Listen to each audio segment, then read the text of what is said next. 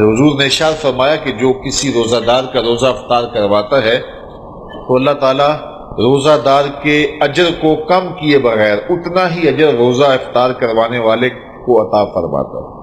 تو صحابہ نے عرض کی یا رسول اللہ، ہم میں سے کچھ ایسے لوگ ہیں کہ جو روزہ افطار کروا نہیں سکتے،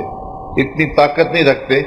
کہ ہم روزہ افطار کروائیں تو پھر یہ ثواب ہم تو نہیں پا سکیں گے۔ تو حضور علیہ السلام نے فرمایا لازمی نہیں ہے کہ تم سیراب کر کے کسی کو کھانا کھلاؤ یا پانی پلاؤ، اگر مذقۃ لبن، حضور نے فرمایا کہ دودھ کا ایک گھونٹ، اور شربہ من الماء، یا پانی سے ایک گھونٹ، یا حضور نے فرمایا کہ کھجور کا ایک ٹکڑا بھی اگر کسی نے دے کے کسی کا روزہ افطار کیا، اللہ تعالیٰ جل شانہ اس کو پورا ثواب عطا فرمائے۔ اور جس نے پورا اہتمام کیا کہ اس کو صحیح افطاری کروائی، اس کو سیراب بھی کیا، اس کو رجایا بھی، حضور فرمایا اللہ تعالیٰ قیامت کے دن میرے ہاتھوں سے اسے حوض کوثر کا جام نصیب کرے گا۔ اور فرمایا کہ وہ حوض کوثر کا جام جب اسے ملے گا اور وہ پی لے گا تو رسول کریم نے ارشاد فرمایا کہ جنت میں داخل ہونے تک حشر کا سارا دن جو 50,000 سال کا دن ہوگا، فرمایا اس سارے دن اس کو پیاس نہیں لگے گی۔ تو یہ ماحول پیدا کریں، لازمی نہیں ہے کہ آپ بڑا اہتمام کریں۔ اگر آپ ایک مٹھی کھجوروں کی جو ہے وہ مسجد میں بھیج دیں یا ہمسایوں کے گھر بھیج دیں یا کسی غریب کو دے دیں کہ جناب آج یہ روزہ میری جانب سے آپ کھول لیں، تو وہ کھجور دی ہوئی بھی پورے روزے کا ثواب نامہ اعمال میں درج کر دے گی۔ کسی کو گھونٹ پانی کا پلا دیں تو وہ نامہ اعمال کے اندر مکمل ثواب روزے کا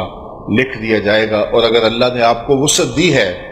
یہ سیاسی افطاریاں چھوڑیں، ان لوگوں کو روزہ افطار کروائیں جنہوں نے روزہ رکھا ہوا ہے۔ یہ آج کل یہ بھی فیشن ہو گیا ہے کہ اپنی نمائش کے لیے افطاری کروائی جاتی ہے، اس میں کوشش ہو جاتی ہے کوئی وزیر مل جائے، کوئی ایم این اے صاحب مل جائیں، کوئی ایم پی اے صاحب مل جائیں، کوئی آفیسر مل جائیں، اور اس بہانے سے ان کی دعوت کا موقع۔ اور میں کہتا ہوں کہ یہ اکثر ان کا روزہ کھلوایا جاتا ہے جنہوں نے روزہ رکھا ہوا ہی نہیں ہے۔ وہ دوپہر کو بھی کھول کے آئے ہیں، وہ صبح بھی کھولا تھا انہوں نے، اور اب بھی وہ بیٹھے ہوئے ہیں، اور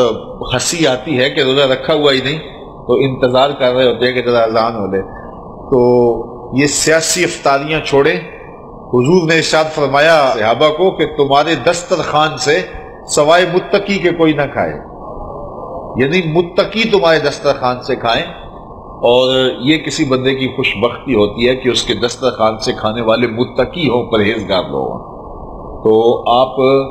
اللہ کی مخلوق کو دیں اگر کوئی بھوکا ہو، لیکن اگر دعوت کرنے کا شوق ہو تو کسی فقیر آدمی کو، کسی غریب کو، کسی مسکین کو۔ یار جو یعنی ایک کونا کاٹ کے جو ہے وہ لیگ پیس سے باقی پھینک دے گا، اسے کیا قدر؟ وہ جس غریب کو کبھی کچھ ملا نہیں، جب اس کو کھلائیں گے تو اس کی روح بھی دعائیں دے گی، اس کا دل بھی دعائیں دے گا،